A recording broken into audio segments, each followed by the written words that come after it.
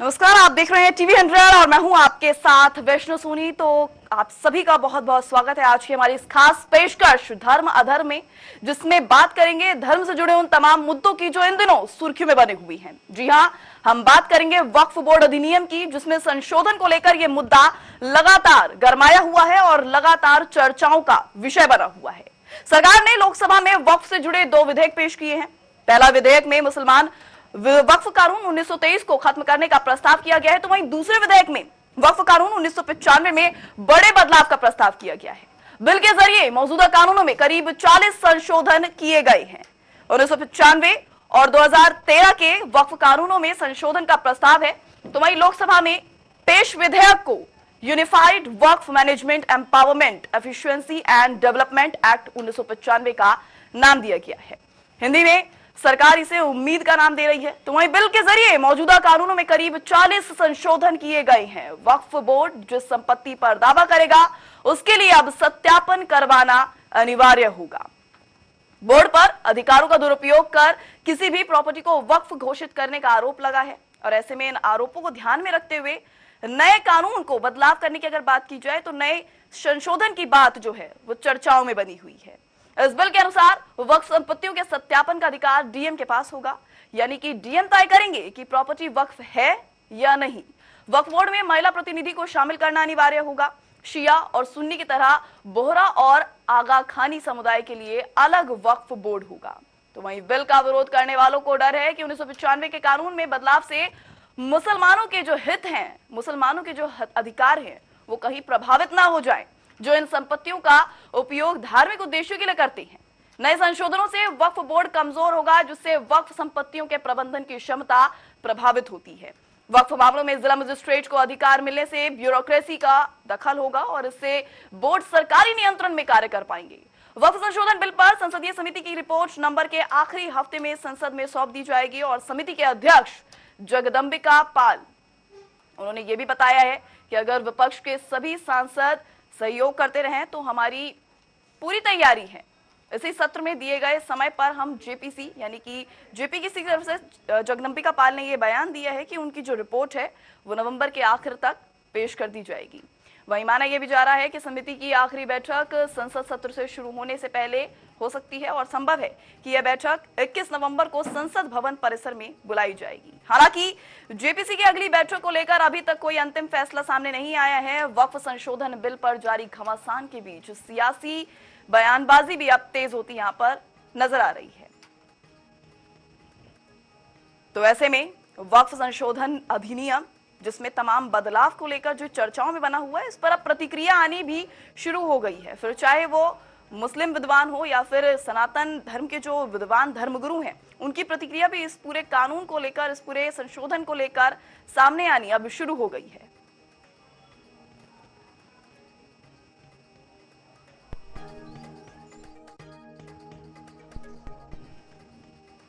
तो वहीं टीवी 100 पर आप आज देखेंगे ये सबसे बड़ी बहस, जिसमें हम बात करेंगे वक्फ बिल पर गरमाई राजनीति के ऊपर। जिस तरह से देखा जा रहा है वक्फ बिल को लेकर लगातार सियासी तपिश जो है बढ़ती जा रही है। जहां एक तरफ देखा गया कि चुनाव जो है नजदीक है, चाहे फिर वो उत्तर प्रदेश के हों या तमाम उन राज्यों में जहां पर उपचुनाव होने थे, वहां पर तमाम सियासी बयानबाजी तेज है। तो वहीं वक्फ कानून जो है, धर्म धर्मांतरण को लेकर जो ये मुद्दा है, वो लगातार सियासी गलियारों में तपिश को और भी ज्यादा बढ़ाता नजर आ रहा है। अब ऐसे में देखने वाली बात होगी कि इस पर क्या कुछ सहमति बन पाती है और क्या कुछ प्रतिक्रिया सामने आती है। तो वहीं इस पूरे मामले को लेकर जहां एक तरफ बीजेपी का साफ तौर पर कहना है कि बात की जाए, देखिए बीजेपी की तरफ से केंद्रीय गृह मंत्री अमित शाह की तरफ से साफ तौर पर कह दिया गया है कि इस कानून को, जो संशोधन है, उस संशोधन को हर हाल में लागू किया जाएगा, यानी कि तब्दीली जिसकी आवश्यकता है वक्फ बोर्ड में करने की, उसको किसी भी सूरत में लागू किया जाएगा। तो वहीं विपक्ष, मुस्लिम समेत तमाम जो कांग्रेसी हैं, वो इसका विरोध करते नजर आ रहे हैं और लगातार कह रहे हैं कि धार्मिक भावनाओं को ठेस पहुंचाने का काम बीजेपी सरकार करती नजर आ रही है।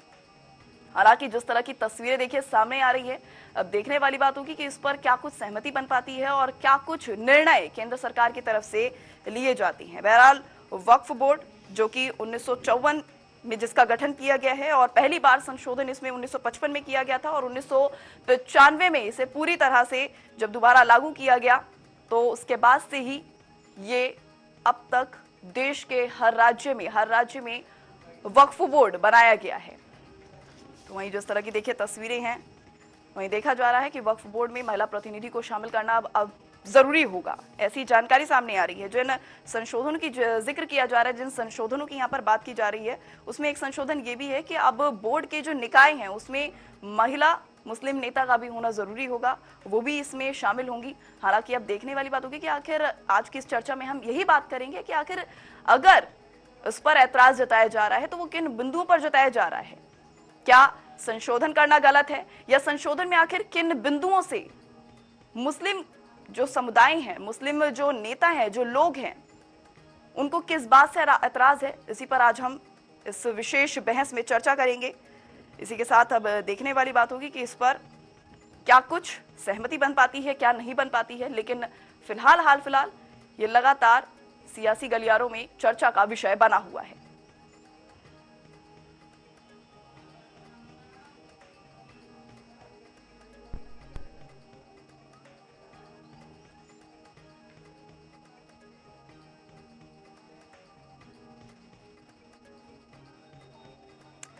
तो वहीं इसी पर चर्चा के लिए हमारे साथ हमारे पैनलिस्ट पर तमाम जो स्कॉलर्स हैं, तमाम जो गेस्ट हैं वो जुड़ चुके हैं। तो एक एक करके सभी से आपको रूबरू करवाते चलती हैं। सबसे पहले हमारे साथ मुस्लिम स्कॉलर अतहर हुसैन जुड़ चुके हैं। अतहर हुसैन जी, आपका बहुत बहुत स्वागत है टीवी 100 में। उसके बाद हिंदू धर्म गुरु भी हमारे साथ जुड़ चुके हैं, मित्रेश चतुर्वेदी। मित्रेश चतुर्वेदी जी, आपका भी बहुत बहुत स्वागत है टीवी 100 की इस खास बहस में, जिसमें आज हम चर्चा करेंगे वक्फ बोर्ड के इस पूरे सिलसिलेवार तरीके पे, पूरे बहस पर कि आखिर क्या कुछ अब तक जानकारी सामने आई है और किस तरीके से, क्यों आखिर इस पर लगातार जो एक घमासान है वो छिड़ा हुआ है। इसी के साथ हमारे साथ राजपुरोहित मधुर जी भी जुड़ चुके हैं। मधुर जी, आपका भी बहुत बहुत स्वागत है। और मौलाना साजिद राशिद भी हमारे साथ जुड़ चुके हैं मुस्लिम स्कॉलर के तौर पर। सर, आपका भी बहुत बहुत स्वागत है। तो एक बार मैं फिर से आप सभी पैनलिस्ट का, सभी गेस्ट का एक बार फिर से टीवी 100 में बहुत बहुत स्वागत करना चाहूंगी। और लगातार, क्योंकि जो अगर बात की जाए वक्फ बोर्ड कानून की, अधिनियम की, लगातार चर्चाओं में शुमार है, लगातार चर्चा का विषय बना हुआ है और देखा जा रहा है किस तरीके से इस पर बहसबाजी जारी है। वहीं सबसे पहले देखिए, जिस तरह की तस्वीरें सामने आ रही हैं, इसमें संशोधन की आवश्यकता है, इस वजह से संशोधन किया जा रहा है, ऐसा कहना है केंद्र सरकार का, बीजेपी का। अब ऐसे में लेकिन देखा यह जा रहा है कि कुछ मुस्लिम जो नेता हैं वो लगातार इसका विरोध करते नजर आ रहे हैं। और ये विरोध आखिर हो क्यों रहा है, सबसे पहले वो जानेंगे और इस सवाल का मैं जवाब लेना चाहूंगी अतहर हुसैन जी, सबसे पहले आपसे। जी अतहर जी, आप तक हमारी आवाज पहुंच पा रही है? और आज भगवान राघव के रूप में पधारने वाले हैं। वो न रघुपति हैं, वो न राजा राम हैं, न सीतापति हैं। आज सिर्फ और सिर्फ कौशल्या के राघव हैं। और बहुत प्रतीक्षित क्षण, जब प्राण प्रतिष्ठा के बाद भगवान श्री राम खड़े होकर जी, तो लगातार जिस तरह से देखा जा रहा है, बयानबाजी लगातार जारी है। और ऐसे में बयानबाजी जो है सबसे पहले सामने आ रही है उन मुस्लिम नेताओं की तरफ से।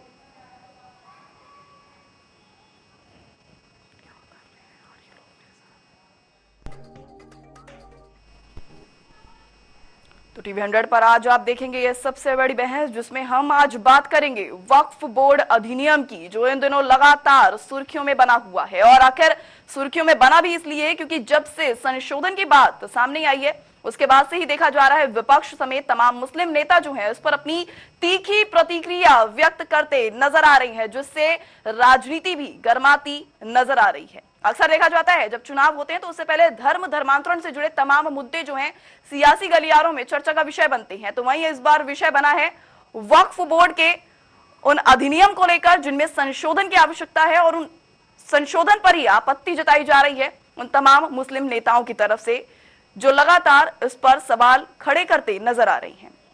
तो वहीं इसी पर चर्चा के लिए हमारे साथ पैनलिस्ट पे गेस्ट जुड़े हुए हैं। उन गेस्ट से हम जानेंगे, उन तमाम नेताओं से जानेंगे कि आखिर बयानबाजी अगर जारी है तो ये बयानबाजी क्यों जारी है, आखिर संशोधन की अगर आवश्यकता है, केंद्र सरकार लगातार ये कह रही है कि संशोधन की आवश्यकता है, तो आखिर संशोधन से ऐतराज क्यों जताते नजर आ रहे हैं यहाँ पर मुस्लिम नेता। और इसी पर सबसे पहला सवाल मेरा अतहर हुसैन जी आपसे है कि लगातार जिस तरह से देखिए तस्वीरें सामने आ रही है, जिस तरह से हमने देखा कि बात की जाए वक्फ बोर्ड के अधिनियम की, तो इसमें संशोधन की आवश्यकता है, ऐसा केंद्र सरकार लगातार कहती नजर आ रही है। लेकिन इसी बीच जो मुस्लिम समुदाय है, मुस्लिम जो नेता हैं, वो लगातार इस पर ऐतराज व्यक्त करते नजर आ रहे हैं। तो आखिर ये ऐतराज किस चीज को लेकर है? क्या वाकई वक्फ बोर्ड की जो एक ताकत है वो कम हो जाएगी? इस बात को लेकर कहीं ना कहीं नाराजगी नजर आ रही है और इसीलिए लगातार जो बवाल मचा हुआ है, क्या कुछ वजह हो सकती है उसके पीछे की?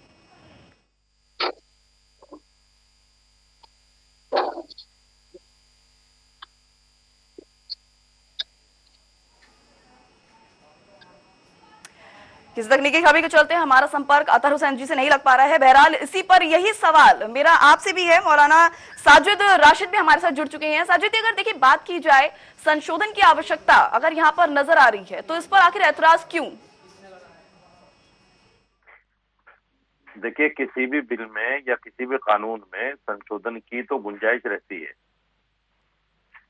लेकिन जिस कम्युनिटी के लिए, जिस धर्म के लिए, जिस मजहब के लिए वो कानून लाया जाए, वो बिल लाया जाए, उसके विद्वानों से बात भी होनी चाहिए। इन्होंने आनंद फानंद में ये बिल प्रोड्यूस कर दिया और किसी से बात नहीं की। जैसे आपने देखा हो, किसानों के लिए बिल लेकर आए थे और फिर किसानों के सामने घुटने टेकने पड़े, बिल वापस लेने पड़े। सेम यही पोजीशन वक्फ बिल की है। ये दो तीन बातें बड़ी जोर शोर से लोगों में बताने और जताने की कोशिश कर रहे हैं। एक तो ये कि 1995 में वक्फ बोर्ड को असीमित शक्तियां दे दी गई। वो असीमित शक्तियां क्या है, उसके लिए झूठ बोल रहे हैं। क्या झूठ बोल रहे हैं कि भाई वक्फ बोर्ड जहां भी हाथ रख देता है वो प्रॉपर्टी उसकी हो जाती है। मैं आपको कुछ चीजें बताना चाहता हूं। देखिए, मेरे पास ये 1970 का गजट मौजूद है। ये गजट की कॉपी है। गजट के अंदर सरकार ने जितनी प्रॉपर्टी चिन्हित करके वक्फ बोर्डों को दी थी, वो सारी की सारी गजट में मौजूद है, सरकारी गजट। अब मुझे बताइए, जो गजट में है प्रॉपर्टी हमारे पास, उसके अलावा की प्रॉपर्टी पर हम हाथ कैसे रख सकते हैं? उसके लिए तो पेपर भी चाहिए। पेपर उसके अलावा होंगे नहीं, तो फिर वक्फ बोर्ड कैसे ले सकता है उन प्रॉपर्टियों को? दूसरी बात, ये देखिए, कुछ पेपर मैं आपको दिखा रहा हूं। ये 10-12 पेपर हैं। इनमें वही प्रॉपर्टी हैं जो 1970 के गजट में हमें मिली। दिल्ली के अंदर ये कर रहे हैं, तो आपने सबसे पहले कहा कि एकदम से इसको संशोधन का जो ये एक प्रावधान है या संशोधन के लिए जो कानून यहाँ पर बात की जा रही है, विधेयक की यहाँ पर बात की जा रही है, तो एकदम से कहाँ लागू किया जा रहा है? इसमें अगर जेपीसी की अगर बात की जाए तो जेपीसी की इन्वॉल्वमेंट है, तो तमाम जो अलग अलग धर्म के प्रतिनिधि करने वाले लोग हैं उनको इसमें शामिल तो किया गया है। तो इसमें आप ये कैसे कह सकते हैं कि सिर्फ और सिर्फ जी एक सवाल का जवाब तो हो जाए पूरा? आपके व्यूअर को कुछ बात चली जाए, पहुंच जाए, ऐसा तो कम से कम होना चाहिए ना। मैं ये बता रहा हूं कि ये जो वक्फ प्रॉपर्टी है दिल्ली के अंदर, आज तक वक्फ बोर्ड दिल्ली सरकार से, केंद्र सरकार से इन प्रॉपर्टियों को वापस नहीं ले पाया। ये 250 बीघा जमीन है। जब हम अपनी जमीन को वापस नहीं ले पा रहे हैं, तो ऐसी कौन सी ताकत है हमारे पास, ये वक्फ बोर्ड के पास, कि जिस प्रॉपर्टी पे हाथ रखे उसको ले लें? आज तक जिन प्रॉपर्टियों के किराए पुराने हैं, किसी का 10 रुपए है, किसी का 100 रुपए है, जबकि हमें ये पावर मिल गई कि आज के सर्किल रेट के हिसाब से किराया बढ़ाओ, हम नहीं बढ़ा पा रहे हैं उसका। इसलिए कि सरकार, पुलिस और एसडीएम साथ नहीं दे रहा है। आप कह रहे हैं असीमित शक्तियां मिल गई, हमारे पास तो जो शक्तियां हैं वही काम नहीं कर रही है, और ये लोग कह रहे हैं कि असीमित शक्तियां मिल गई, उन असीमित शक्तियों को कम करना चाहते हैं। दूसरी बात, इन्होंने बाई यूजर को खत्म कर दिया इस बिल के अंदर। बाई यूजर का मतलब ये है कि जो आदमी 5 साल से 10 साल से अनऑथराइज हमारी प्रॉपर्टी पे बैठा हुआ है, पहले वक्त संशोधन में ये था कि आप उसको 54 का नोटिस देकर वो प्रॉपर्टी खाली करा सकते हैं। इन्होंने वो ताकत कम कर दी इस बिल में, नए बिल में। कि आप किसी से भी खाली नहीं करा सकते, और जो यूज कर रहा है उस प्रॉपर्टी को वो मिल्कियत का दावा कर सकता है, जबकि ऐसा कोई कानून देश के संविधान में नहीं है कि जो किराएदार है वो मिल्कियत का दावा कर सके। इस तरह के कानून जब ये ला रहे हैं इसमें, तो ये वक्फ बोर्ड को खत्म करना चाहते हैं या वक्फ बोर्ड को बढ़ाना चाहते हैं? ये तो इन तमाम प्रॉपर्टियों को हड़पना चाहते हैं जो दिल्ली के अंदर 250 बीघा जमीन और भी बहुत सारी जगहों पर सरकारों के पास है और उसकी एजेंसियों के पास है। ये तो हड़पना चाह रहे हैं उसको। जी बिल्कुल, इसी पर मैं जवाब लेना चाहूंगी क्योंकि हिंदू धर्म गुरु हमारे साथ जुड़े हुए हैं मित्रेश चतुर्वेदी। मैं आपसे मित्रेश जी जानना चाहूंगी क्योंकि ये बड़ा आरोप लगाया जा रहा है कि प्रॉपर्टीज को हड़पना चाहती हैं, और अगर देखिए आंकड़ों के यहाँ पर अगर इन्होंने जिक्र किया है, डॉक्यूमेंटेशन दिखा के इन्होंने बकायदा आंकड़ों का जिक्र किया है, तो मैं आंकड़ों की अगर बात करूं तो अब तक अगर बात की जाए तो 8 लाख एकड़ से ज्यादा की जो जमीन है वो अगर बात की जाए अगर वक्फ बोर्ड के पास की, अगर तो वक्फ बोर्ड के पास 8 लाख एकड़ से ज्यादा की जमीन है, और उसके बावजूद ये आरोप लगाए जा रहे हैं कि जो जमीन है उसको हड़पा जा रहा है या हड़पने की कोशिश की जा रही है। क्या कहेंगे मित्रेश जी इस पर आप? मैं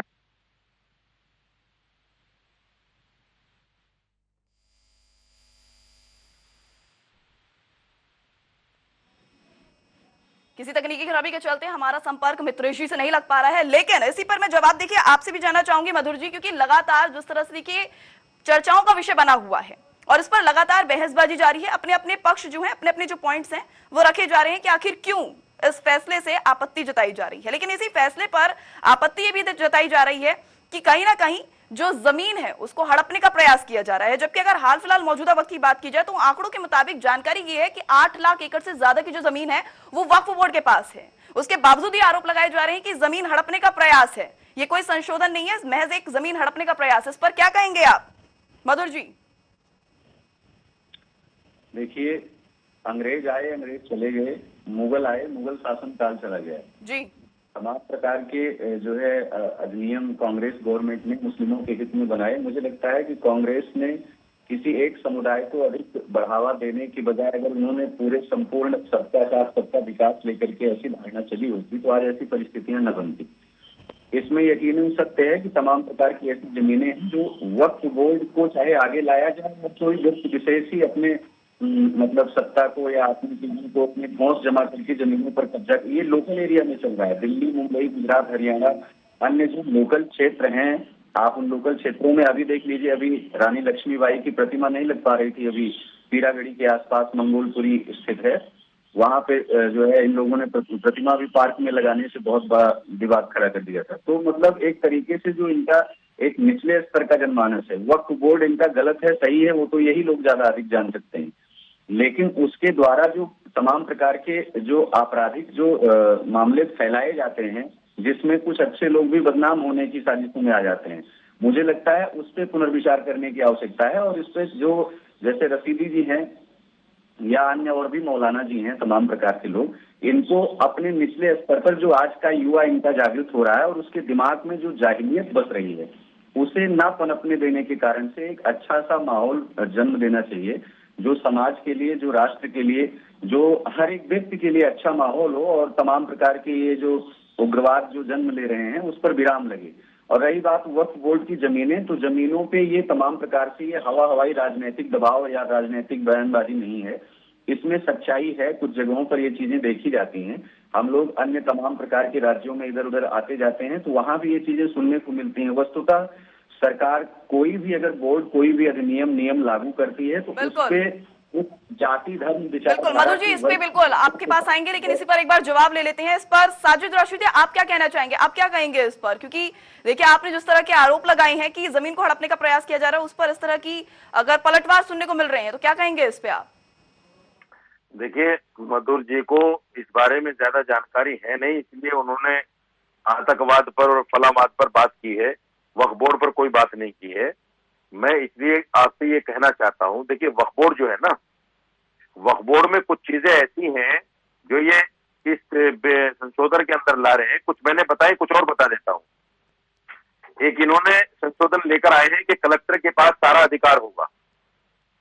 हमें इससे भी एतराज है, हमें इससे इसलिए एतराज है आपको याद होगा 1949 में जब बाबरी मस्जिद में मूर्तियां रखी गई तो उस वक्त के जो मौजूदा कलेक्टर थे वहां कुछ लोग शिकायत लेकर गए कि भाई ऐसा हो गया है, तो कलेक्टर ने उस केस को सुनने से ही मना कर दिया, क्योंकि कलेक्टर जो है सरकार के अधीन होता है, इसलिए वो हमारी बात को क्यों सुनेगा।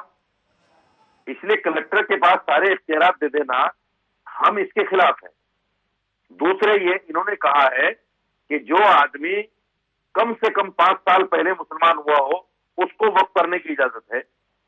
इसका तो कोई मतलब नहीं हुआ भाई, जब आदमी मुसलमान हो गया वो अपनी प्रॉपर्टी को आज वक्फ कर दे, आज मुसलमान हुआ कल वक्फ कर दे, इसका क्या मतलब हुआ कि 5 साल पहले होना चाहिए। दूसरे ये है कि जो भी हमारी प्रॉपर्टीज हैं, हम तो ये कहते हैं कि सरकार की नीयत अगर साफ है तो पहले कम से कम ये दिल्ली के अंदर जो हमारी 250 बीघा जमीन है, या तो इस जमीन को वापस कर दे या इसका किराया देना शुरू कर दे, जो सर्किल रेट किराया बनता है। आप इसको वापस नहीं करना चाहते, इसका किराया भी देना नहीं चाहते, और आप कहते हैं वक्फ बोर्ड के पास 8 लाख एकड़ जमीन है।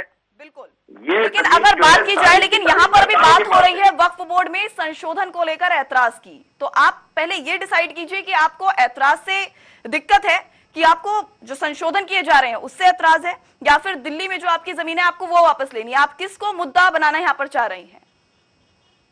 मोहतरमा, या तो मेरी बात आप समझे नहीं या समझकर जानबूझकर इस तरह का सवाल कर रहे हैं। ये चीज भी तो इसी में आएगी ना, जब ये चाहते हैं कि हम वक्फ बोर्ड को सशक्त बनाना चाहते हैं, उससे गरीब मुसलमानों को फायदा पहुंचाना चाहते हैं, तो जब ये 250 बीघे जमीन मिलेगी उससे गरीब मुसलमानों को फायदा पहुंचेगा कि नहीं पहुंचेगा? तो दे दे सरकार वापस, अगर सरकार की नीयत साफ है।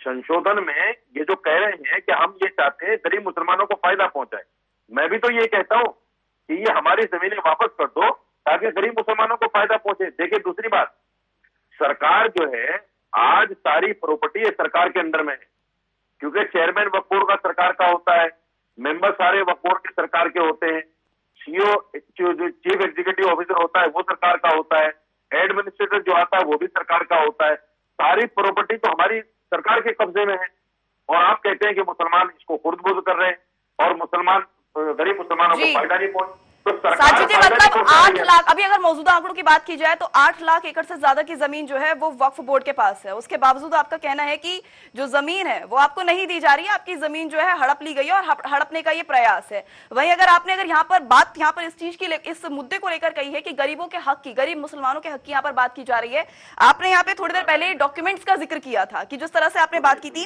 कि तमाम उन आरोपों का खंडन किया था जो वक्फ बोर्ड है वो मुस्लिम को हितों के लिए काम कर रहा है लगातार, जिस तरह से आपने बात यहाँ पे सामने रखी थी। इसी पर मैं आपसे जी साजिद जी, इस पर मेरा सवाल ये है कि 2022 में जो तमिलनाडु के वक्फ बोर्ड के, अगर हिंदुओं की अगर बात की जाए तो वहां पर भी देखा गया था हिंदुओं के बसाए हुए थिरुचिंदुरई में जिस तरह का उसकी जमीन, वहां की जो थिरुचिंदुरई की जमीन थी वो हड़प ली गई थी, उसको लेकर आप क्या कहना चाहेंगे?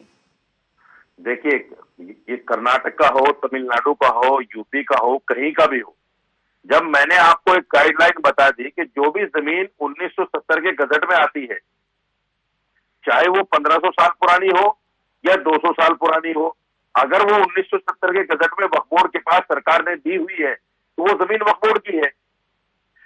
उसका तरीका ये है कि आप कोर्ट जाइए, कोर्ट आप दोनों से पेपर मांगेगा, वक्फ बोर्ड से भी मांगेगा, आपसे भी मांगेगा। अगर बोर्ड ने पेपर सबमिट कर दिए कि हाँ जी हमारे पास पेपर है 1970 के गजट में, तो जमीन बोर्ड की है। अगर पेपर नहीं दे पाएगा तो जमीन आपकी है, उसमें कोई झगड़े वाली बात ही नहीं है, इसको हवा देने की बात ही नहीं कि साहब उसने दावा पेश कर दी। अरे भाई, दावा पेश करने का मतलब ये है कि आप कोर्ट जाइए, कोर्ट में साबित कर दीजिए कि आपकी जमीन नहीं है, बात खत्म हो गई।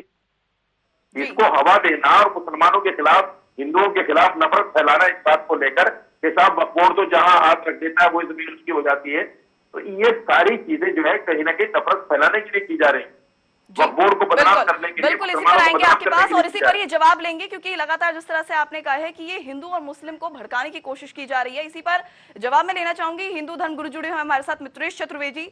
मित्रेश जी, मैं आपसे इस पर जवाब लेना चाहूंगी, क्या वाकई जो वक्फ संशोधन यहाँ पर किया जा रहा है जिसको लेकर लगातार मुद्दा गरमाया हुआ है, क्या वाकई ये हिंदू मुस्लिम को भड़काने की एक महज कोशिश है या वाकई इसकी जरूरत है? जी मित्रेश जी।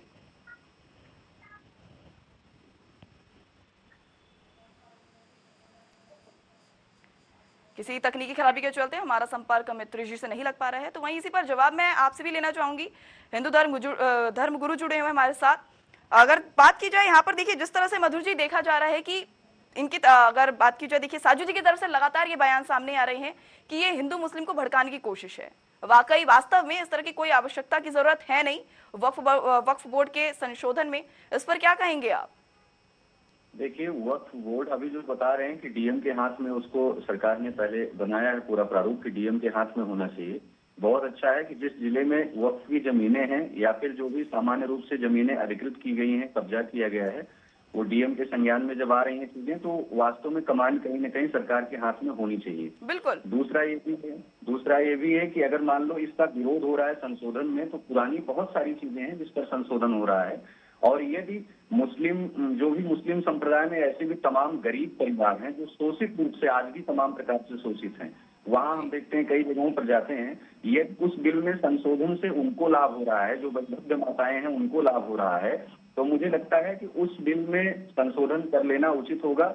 और रही बात हिंदू सनातन के नाते, अगर हम लोग अपनी मांग जो उठा रहे हैं, जब इन लोगों का अपना वक्फ बोर्ड है, तमाम प्रकार की जमीनें उस समय से अधिकृत की गई हैं, तो हम लोगों के द्वारा ये तो पक्षपात है कि अब सरकार आई है भारतीय जनता पार्टी की, वो आज इस पर विचार कर रही है और वो सनातन के मुद्दों को लेकर के आगे भी आ रही है, जहां पर वो समरसता के भाव को आगे बढ़ा रही है। लेकिन पूर्वोत्तर सरकारें सिर्फ एक बोर्ड का गठन करके उनके बारे में जमीनों को जो आगे वितरित किया, जैसे अभी रसीदी भी बता ही रहे थे कि सरकार ने 1970 के बजट में जो जमीनें उनके पक्ष में रख दी वो मान्य होंगी। जरूरी नहीं है। पहले तो बहुत तमाम प्रकार के ऐसे भी दुर्दांत अपराधी भी जन्म लिए हैं जिन्होंने अपना अपराध और आधिपत्य जो है स्थापित किया था, लेकिन वो देश छोड़ करके चले गए। और इन्हीं सब कारणों से देश का विभाजन भी हुआ था, बंटवारा भी हुआ था। तो ऐसी परिस्थितियां जन्म न लें, मुझे लगता है कि सामंजस्य से यदि कोई कार्य हो जाए तो ज्यादा उचित होगा। और रही बात संशोधन वाली, तो संशोधन ये लोग स्वयं जानते हैं कि संशोधन कर लेना उचित है, क्योंकि समय रहते हुए अगर संशोधन उसमें नहीं हो पा रहा है तो उसमें तमाम प्रकार से गरीब, शोषित, वंचित लोगों के हक को दबाया कुचला जा रहा है। और उसको जब वो जमीनें जो तमाम प्रकार से हड़पी हुई जमीनें हैं, जब वो उनसे छूटेंगी तो कहीं न कहीं एक गरीब का परिवार भी बच सकता है। उसके भरण पोषण के लिए तमाम चीजें ऐसी हैं जो कि वो अपना अन्न उगा करके, खेती करके अपना परिवार पाल सकता है। वो किसी भी संप्रदाय का हो, मुस्लिम, हिंदू, जाति, धर्म, विचारधारा को न देखते हुए मुझे लगता है कि संशोधन का हम स्वयं समर्थन करते हैं और मुस्लिम धर्मगुरुओं को भी करना चाहिए इस पर। जी बिल्कुल। इस पर क्या कहेंगे साजू जी आप? क्योंकि लगातार जिस तरह से देखिए बात सामने आ रही है, उसमें यह भी कहीं ना कहीं स्पष्ट हो गया है कि वाकई जो वक्फ बोर्ड है उसमें संशोधन की आवश्यकता है। इससे शक्तियों में न केवल बंटवारे की, इसको शक्तियों के बंटवारे के दृष्टिकोण से ही नहीं बल्कि इसलिए भी जरूरी माना जा रहा है क्योंकि जिस तरह से जो मानवता अगर बात की जाए, जो गरीब लोग हैं, गरीब मुस्लिम हैं, उनके कहीं ना कहीं अधिकारों का हनन हो रहा है और उसी को ध्यान में रखते हुए संशोधन किए जा रहे हैं। क्या कहेंगे आप इस पे? मैं फिर कहता हूँ कि जब भी डिबेट में बैठा जाए, कुछ तथ्य लेकर बैठा जाए, जानकारी लेकर बैठा जाए। जो बीजेपी कहलवाना चाहती है उस तरह की बातें नहीं कहना चाहिए। मैं एज ए मुस्लिम धर्मगुरु मधुर जी की इस बात से बिल्कुल इत्तेफाक करता हूं कि हिंदू का भी सनातन बोर्ड होना चाहिए। मैं तो नहीं मना कर रहा हूं, ना कोई मुसलमान कर रहा है, आपका बोर्ड होना चाहिए। सरकार जो मंदिरों का पैसा ले रही है वो आपके सनातन बोर्ड के पास होना चाहिए। मैं तो समर्थन कर रहा हूं उसका। लेकिन ये कह देना कि साहब गरीब वंचित लोगों का नुकसान हो रहा है। देखिए, वक्फ बोर्ड जहां भी है वो तमाम बेवाओं को पेंशन देते हैं, जो गरीब बच्चे हैं उनको स्कॉलरशिप देते हैं, दिल्ली में भी दिया जाता है, तमाम स्टेटों में दिया जाता है। और जिन लोगों की पढ़ाई में कहीं भी या शादी ब्याह में कहीं भी कुछ पैसे की आवश्यकता होती है, वक्फ बोर्ड उसकी मदद करता है जी, अभी भी करता है। दूसरी बात, आपने शुरू में बात कही थी कि ये लोग ये कह रहे हैं, झूठ और फैला रहे हैं कि वक्फ बोर्ड की कमेटी के अंदर औरतें होनी चाहिए जी। अभी भी मौजूद है ये एक्ट मौजूद है। दिल्ली के अंदर 7 मेंबर है वक्फ बोर्ड के, उनमें 2 लेडीज है जी। 33% रिजर्वेशन है लेडीज का, वो वक्फ बोर्ड ने दिया हुआ है दिल्ली के अंदर और तमाम वक्फ बोर्डों में है। तो ये नई बात कहां से लेकर आगे बिना वजह की बातें फैला रहे हैं। साजू जी, अगर मैं संक्षिप्त में आपसे जानना चाहूँ जी, साजू जी अगर मैं संक्षिप्त में आपसे जानना चाहूँ, क्योंकि देखिए इन संशोधनों में कई पॉइंट्स शामिल हैं, कई संशोधन की अगर बात क्योंकि अब यहाँ सामने आ रही है, तो इसमें मुस्लिम महिलाओं का शामिल होना हो या अगर बात की जाए गैर जो मुस्लिम है वो भी इस बोर्ड में शामिल किए जाएंगे, ऐसे तमाम जो है संशोधन बिंदु इसमें शामिल है। तो आपको आखिर उन बिंदुओं में किन बिंदुओं से ऐतराज है? एक काम करते हैं जी सुनिए, एक काम करते हैं, एक सनातन बोर्ड बनाए पहले सरकार, मैं कहता हूँ सनातन बोर्ड पहले बनाए, उसमें मुसलमानों को रखे और वक्फ बोर्ड में हिंदुओं को रख ले, हमें इस पर भी ऐतराज नहीं है जी, हमें क्या ऐतराज है? बिल्कुल राजपुरोहित जी, मैं इस पर आपसे जानना चाहूंगी। बिल्कुल बिल्कुल बिल्कुल साजिद जी, मैं आपकी तरफ भी रुख करूंगी, लेकिन इसी पर ही मैं जवाब लेना चाहूंगी क्योंकि इससे पहले ही देवकीनंदन ने भी ये बयान जो है सामने रखा है। बिल्कुल साजिद जी, इस पर मैं इस पर मैं आपका भी जवाब लूंगी। बिल्कुल राजपुरोहित जी, इस पर क्या कहेंगे आप? अगर वक्फ बोर्ड में हिंदू आ रहे हैं तो आप यकीनन मानिए कि उसमें जो आई हुई जनमानस, जो तमाम प्रकार से युवा जन्म दे रहे हैं, उनकी जो सोच है, हिंदू अगर रहेंगे तो उनकी सोच में परिवर्तन आएगा। इसकी भी पहला तो ये रही बात, अगर आप सनातन बोर्ड में आना चाहते हैं तो आपके भी विचार बहुत सारे पवित्र हो जाएंगे। उसमें तमाम प्रकार की जो मानसिकता ऐसी है जो संकुलता समाज में फैला रही है, वो कहीं ना कहीं एक जो बटने वाला, जो कटने वाला जो काम है, मैंने जो राजकुमार जी, लेकिन इसमें मैं आपसे जानना चाहूंगी कि अगर सनातन बोर्ड, बिल्कुल साजिद जी मैं आपके पास लौटूंगी, बिल्कुल, लेकिन इस पर बिल्कुल आप राजी हैं इस पर? लेकिन बिल्कुल इस पर मैं आपसे बात करूंगी, लेकिन राजपुरोहित जी मैं सबसे पहले आपसे इस पर जानना चाहूंगी कि अगर सनातन बोर्ड बनता है तो उसमें अगर मुस्लिम नेताओं की या मुस्लिम लोगों को शामिल किया जाता है तो क्या उससे आपको ऐतराज है या नहीं? मुस्लिम नेताओं का वहाँ काम नहीं है, लोगों को अपनी घर वापसी करनी चाहिए और मुझे लगता है उस पर विचार करना चाहिए कि आपसी भी गलतियां क्या मतलब है? घर वापसी हो जाएगी तो मुसलमान कैसे रह जाएगा? ले रहा है उस पर जवाब ले लीजिए साजिद जी। बिल्कुल, तो मुसलमान कैसे रह जाएगा? तो फिर मुसलमान का क्या मतलब हुआ? तो हिंदू हो गए आप एक बात साजिद जी, आपने सवाल पूछा था कि सबसे पहले सनातन बोर्ड बनना चाहिए और सनातन बोर्ड में मुस्लिम लोगों को शामिल किया जाएगा, यानी इस पर जवाब ले लीजिए, उसके बाद आपकी भी प्रतिक्रिया इस पर ली जाएगी। आप एक बात बताइए, वक्फ बोर्ड में आपने कहीं सामूहिक गरीब मुस्लिमों की बेटियों की शादी होते हुए आपने देखा है, कराया है? संज्ञान में आपके पास रिकॉर्ड है? 150 जो मुस्लिम लड़कियां हैं उनका विवाह हो रहा हो, आप रिकॉर्ड उसका दिखाइए ना, जमीनों का रिकॉर्ड तो आप दिखा रहे हैं, कहीं भी का रिकॉर्ड निकाल के दिखाऊंगा आपको। साजिद जी, अगर बात की जाए यहाँ पर इस पूरे मुद्दे को लेकर जी, नहीं रहा वक्फ बोर्ड की बनाया गया है, मैं दिल्ली वक्फ बोर्ड का चेयरमैन थे, उन्होंने कितनी मुस्लिम बेटियों की शादियों में पैसा दिया है, कितना स्कॉलरशिप दिया है, वो सारा दिखाऊंगा मैं आपको। उन्होंने क्या किया आप बताइए, कितना आपने कराया? मैंने कराया आपने कितना कराया? मैं वक्फ बोर्ड का चेयरमैन थोड़ा ही हूँ। अरे तो इतना हो रही है, आप निजी प्रस्ताव लेके बैठ गए आपने। आप मैं तो नहीं पूछ रहा हूँ आपसे आपने कितना करा दिया, आपने जो करा दिया भगवान के लिए कर दिया, मैंने जो करा दिया अल्लाह के लिए कर लिया, तो कोई बात ही नहीं है।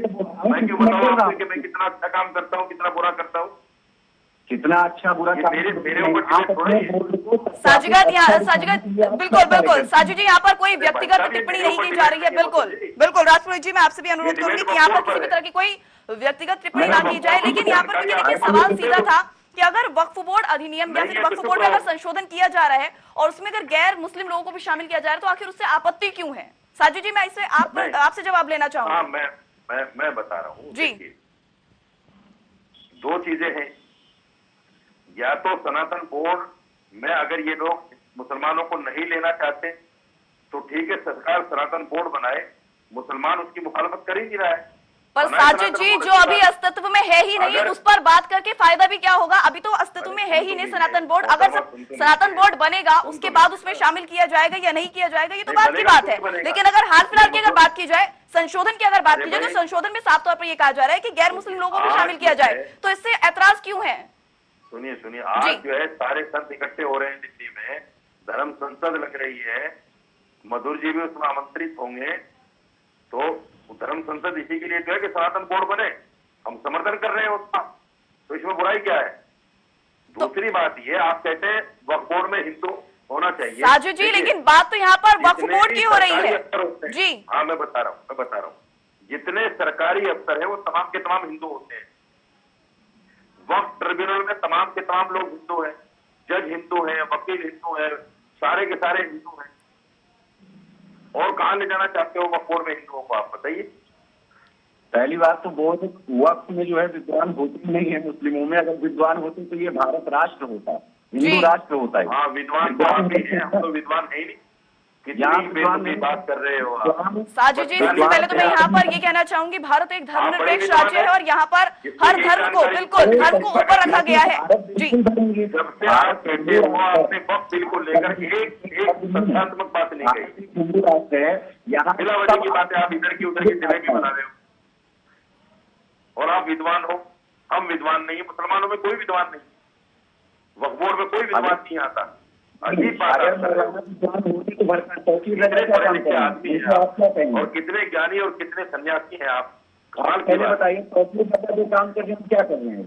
राजपुरोहित जी, आपके ज्ञान पर सवाल उठ रहे हैं यहाँ पर, ज्ञान को लेकर क्या कहना चाहेंगे आप? साहब देखो, वक्फ बोर्ड के बारे में कुछ जानकारी है तो बात कर लो, कौन ज्ञानी है कौन ज्ञानी नहीं, इस पर बात मत करो प्लीज। चलिए ठीक है, बिल्कुल साजिद जी, इस पर बात नहीं करते हैं तो आप सीधे सीधे, बिल्कुल अगर कुछ वक्फ बोर्ड के बारे में जानते हो तो बात कर दो। बिल्कुल, अगर वक्फ बोर्ड के बारे में ही बात की जाए साजिद जी, इसी पर ही चर्चा करते हैं, इसी पर ही केंद्रित रहते हैं, इसी पूरे मुद्दे पर केंद्रित रहते हैं, तो आप सीधे सीधे सिर्फ इसका जवाब दीजिए, क्योंकि देखिए सनातन बोर्ड अभी बना नहीं है, सनातन बोर्ड अभी बना नहीं है, लेकिन अगर वक्फ बोर्ड की बात की जाए और अगर इसमें संशोधन होता है और संशोधन को लेकर अगर ये बिंदु भी सामने आ रहा है कि इसमें गैर मुस्लिम को शामिल किया जाएगा, तो उससे आप कितने सहमत हैं? इस तरह की बातें करते हैं कि जिससे और विद्वेष फैले देश के अंदर और नफरत फैले।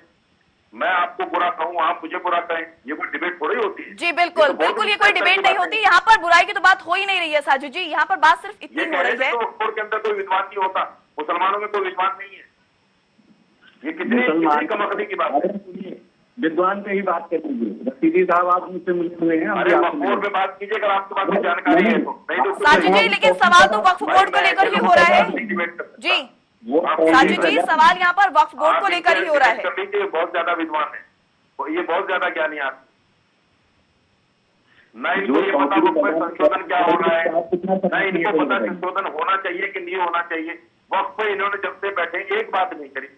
राजपुरोहित जी, आपसे भी और साजिद जी, मैं आपसे दोनों से ही अनुरोध करना चाहूंगी कि कृपया अगर व्यक्तिगत टिप्पणी ना करें और कृपया कर मुद्दे पर ही केंद्रित रहें, क्योंकि मुद्दा है जी। बात कर लीजिए, ज्ञानी ज्यादा है, ठीक है जी जी जी। एक साजिद जी ज्ञानी लोगों के साथ नहीं बैठता साजिद जी, लेकिन सवाल पर बने रहती है ना, सवाल जो है वो कुल मिलाकर वक्फ बोर्ड से ही जुड़ा हुआ है, जिस पर मैं आपका जवाब लेना चाहूंगी। बिल्कुल साजिद जी, राजपुरोहित जी मैं आपकी तरफ रुख करूंगी, लेकिन सबसे पहला सवाल जो है मेरा साजिद जी आपसे ही है और लगातार मैं इस सवाल पे ही बनी हुई हूँ और लगातार मेरा यही सवाल उठ रहा है कि अगर संशोधन होता है और संशोधन में जो तमाम बिंदु शामिल हैं उनमें एक बिंदु ये भी है कि मुस्लिम महिला है उनको भी इस बोर्ड में जगह दी जाए, जिसके लिए आपने कहा कि उनको जगह दी गई है, ये एक भ्रमित करने का प्रयास किया जा रहा है।